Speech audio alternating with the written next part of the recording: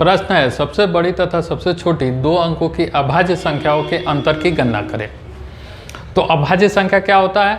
तो हम जानते हैं कि प्राकृत संख्या को 3 भागों में विभाजित किया जाता है। एक होता है 1, दूसरा होता है अभाज्य और तीसरा होता है भाज्य।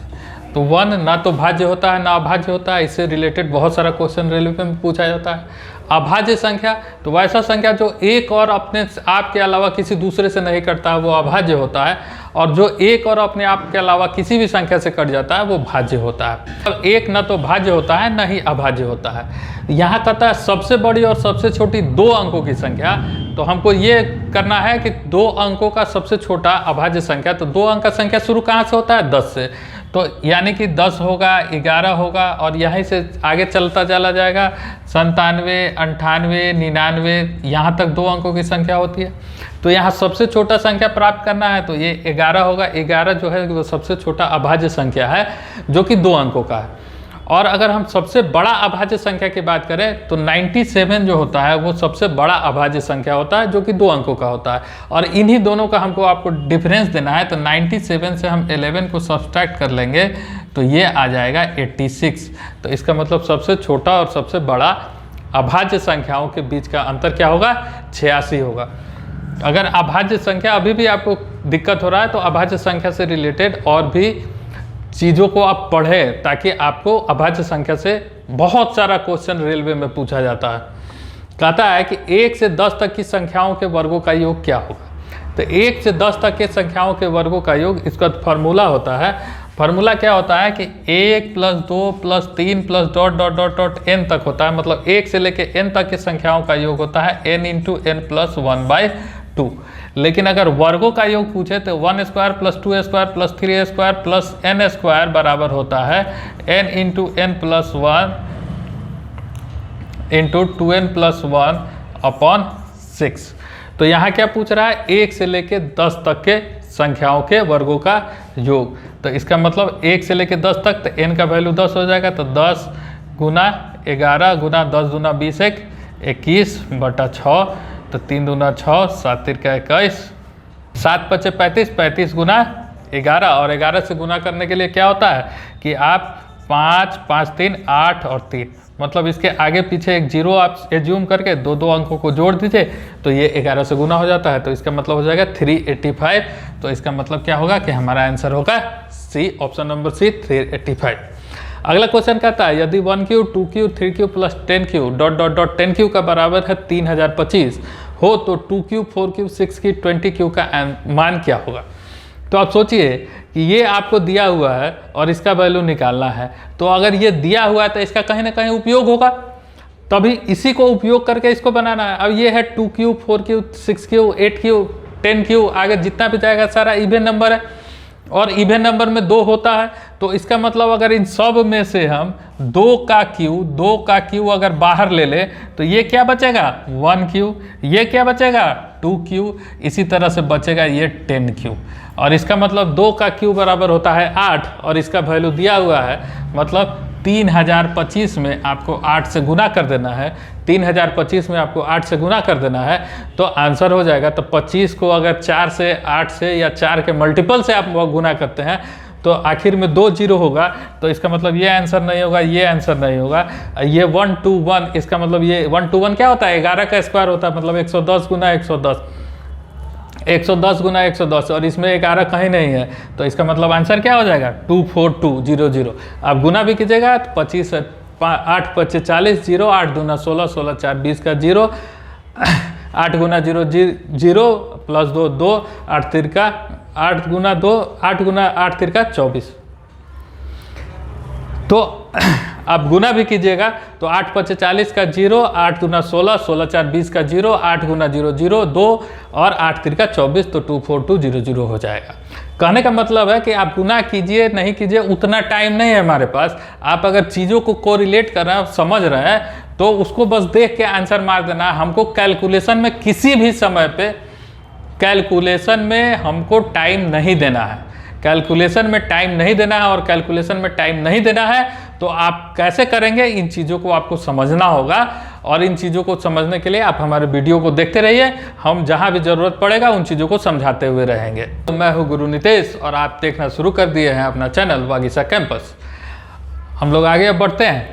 क्वेश्चन लिखा हुआ है, किसी व्यक्ति के पास कुछ मुर्गियां और कुछ गायें हैं, इनके पैरों की संख्या 140 है तथा मस्तकों की संख्या 48 है, तो मुर्गियों की संख्या क्या होगी? यह क्वेश्चन 10 बार से ज़्यादा रेलवे बोर्ड में पूछा गया है, हर एग्जाम में पूछा गया है। इसका ऑप्शन दिया है 22, 23, 24 और 26। हम इस क्वेश्चन को बनाने का बहुत सारा तरीका होता है।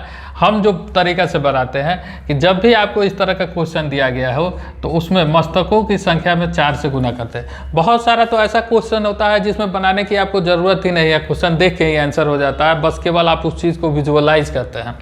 4 से गुना कर दीजिएगा तो 8 चौका 32, 4 चौका 16, 16 3 19, 192 आ जाएगा। और इसमें से पैरों की संख्या को आप घटा लीजिए, पैरों की संख्या 140 को आप घटा लीजिएगा तो 52 आएगा।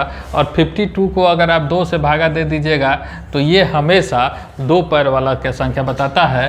तो मुर्गी जो होता है वो 2 पैर वाला होता है, तो इसका मतलब मुर्गी का संख्या जो हो गया वह 26 हो गया। अगर आपको क्रॉस चेक करना है तो मुर्गी के पास 2 पैर होता है तो 26 दूना 52 और 22 बचेगा गाय, तो 22 चौका 88, 52 में 88 को आप जोड़िएगा तो 140 आ जाएगा, आपका आंसर हो गया। मतलब अगर कैलकुलेशन करना भी है तो एक लाइन से ज़्यादा नहीं करना है। देखिए अगला क्वेश्चन जो है वो बिना कैलकुलेशन किए हुए बन जाता है। कहता है भैंसों और बतखों के एक समूह में सिरों की संख्या के 2 गुने से 24 अधिक पैर है, तो भैंसों की संख्या समूह में कितनी है? 6, 8, 10 और 12। तो इसमें भैंसों की संख्या हमसे पूछेगा तो हम बिना कुछ किए हुए इसका आंसर 12 मार देंगे। कैसे मारेंगे इस चीज़ को आप समझिए, इस चीज़ का एब्स्ट्रैक्शन बहुत ज़रूरी है और बार बार आप लोग को बोलते हैं एब्स्ट्रैक्शन इज पावर। कैसे होगा?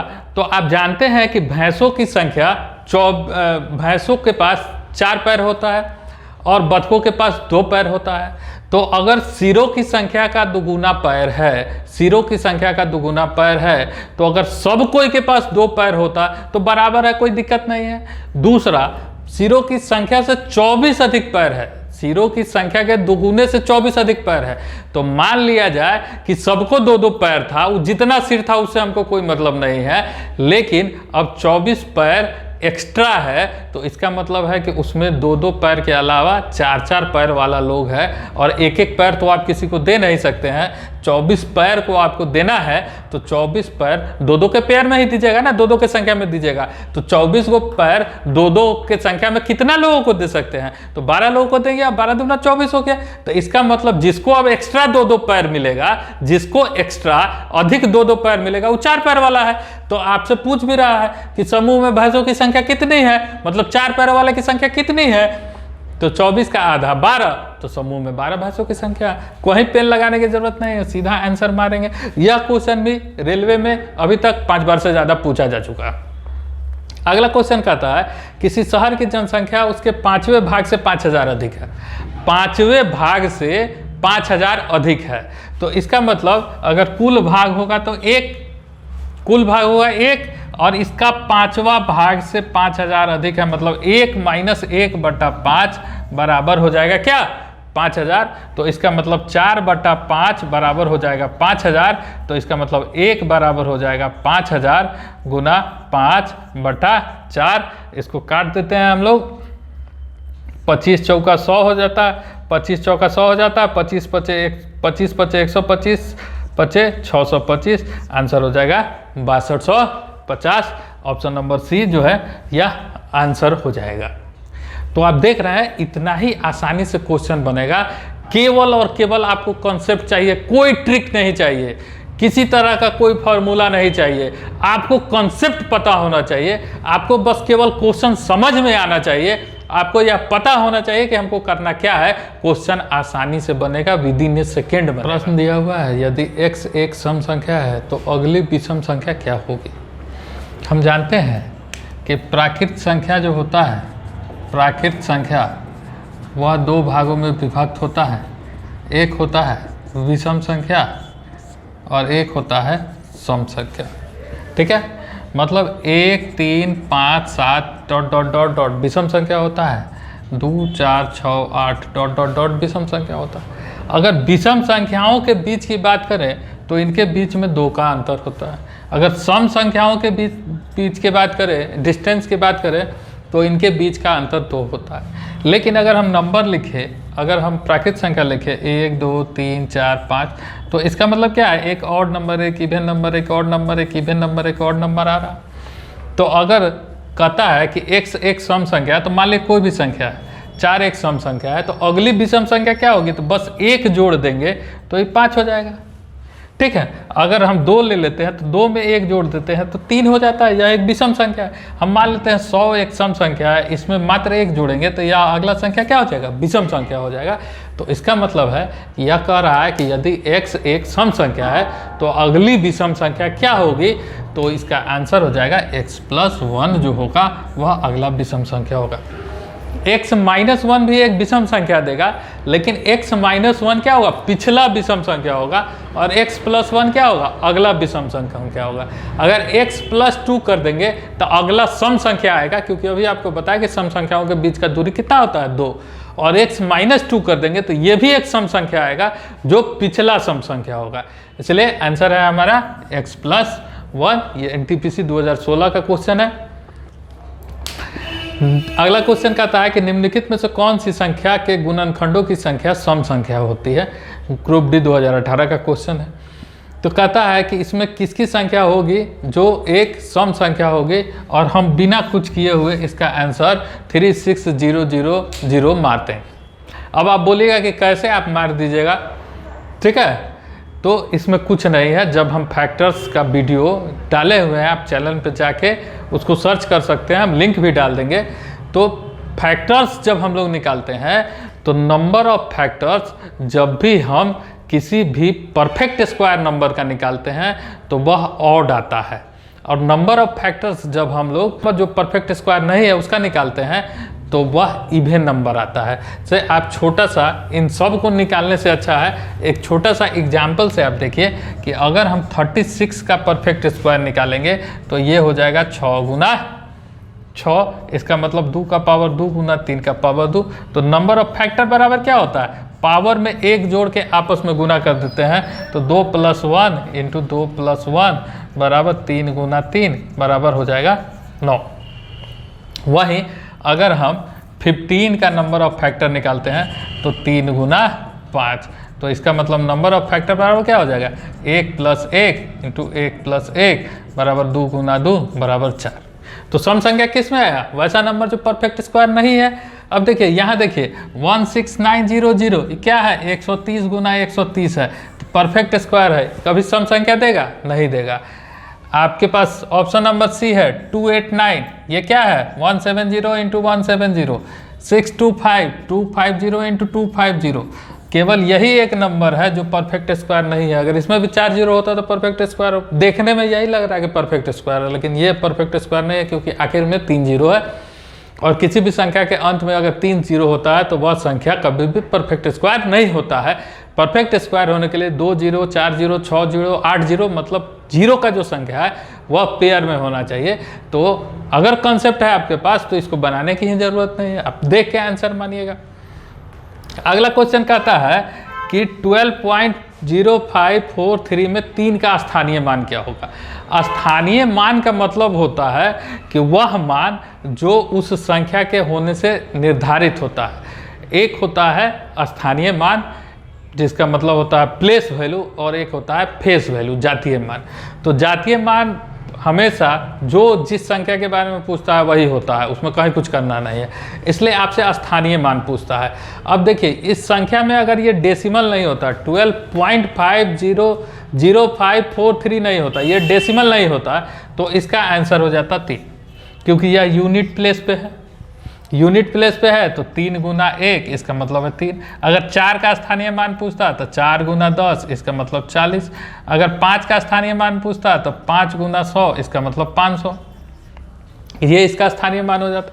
लेकिन यहाँ पे दशमलव दिया हुआ है, तो दशमलव दिया हुआ है तो जिस तरह से ये आगे बढ़ रहा है, अगर आप इस क्वेश्चन को देखिए कि 12.0543 कि 12 + 0.05 प्लस 0.04 प्लस 0.04 1003। तो इसका वैल्यू क्या होगा, इस दशमलव को हटाएंगे तो 10000, मतलब 3 के ऊपर 4, 3/1 के ऊपर 4 जीरो आएगा, तो 3/1 के ऊपर 4 जीरो। तो दशमलव वाले क्वेश्चन में हमेशा आपको सतर्क रहना है, दशमलव के बाद जितना अंक है उतना ही जीरो नीचे हो जाएगा, उस संख्या के बाद आपका आंसर हो जाएगा। अगला क्वेश्चन कहता है 225 मीटर लंबे बाड़े में 26 पेड़ इस प्रकार लगाने हैं जिनके बीच की दूरी बराबर है। बाड़े के प्रत्येक किनारे पर एक पेड़ हो तो पेड़ों के बीच की दूरी निकालें। सीधा सीधा आप समझिए कि एक बाड़ा है जिसमें 26 पेड़ लगाना है, तो 26 पेड़ को थोड़ा देर के लिए साइड रख देते हैं। अगर हम इसमें 3 पेड़ लगाते हैं, एक पेड़ इस कोना पे, एक पेड़ इस कोना पे, एक पेड़ इस कोना पे, तो इन तीनों पेड़ों के बीच दूरी कितनी है, 1 और 2। तो जितना भी दूरी है उसको अगर हम 2 से भागा दे दे तो उनके बीच की दूरी आ जाएगा। अगर हमको 4 पेड़ लगाना है तो हम क्या करेंगे, 4 पेड़ लगाएंगे, तो डिस्टेंस कितना होगा, 1 2 3। तो ये पूरा डिस्टेंस जितना दिया है उसमें हम 3 से भागा दे देंगे तो इनके बीच की दूरी निकल जाएगी। इसका मतलब क्या है कि जितना पेड़ हमको लगाना है उससे 1 कम, जितना पेड़ लगाना है उससे 1 कम, हमको पेड़ कितना लगाना है, 26। तो जितना दूरी दिया हुआ है उसमें 26 से 1 कम, 26 से 1 कम मतलब क्या, 25। तो 225 को 25 से भागा दे देंगे, 25 9 225 होता है, तो आंसर क्या हो जाएगा, 9 मीटर। तो आपका आंसर क्या हो गया, 9 मीटर। ए ऑप्शन है 9 मीटर। ठीक है, समझ में आया। ये नहीं कि डायरेक्ट आप फॉर्मूला रट लिए, पता है टूट पड़े। चीज़ों को समझिए, कॉन्सेप्ट को क्लियर कीजिए और फिर उसके बाद मैथ्स बनाइए। 5 सेकंड में भारी से भारी क्वेश्चन बनेगा। तो आप हमारे वीडियो को देखते रहिए। हमारे चैनल को आप सब्सक्राइब नहीं किए हैं, चैनल को सब्सक्राइब कीजिए, लाइक कीजिए वीडियोस को, कमेंट करके बताइए कि आपको कौन सा टॉपिक पढ़ना है, और हम इसमें आगे इससे रिलेटेड बारी बारी से क्वेश्चन को बनाते हुए आपके साथ आ रहे हैं।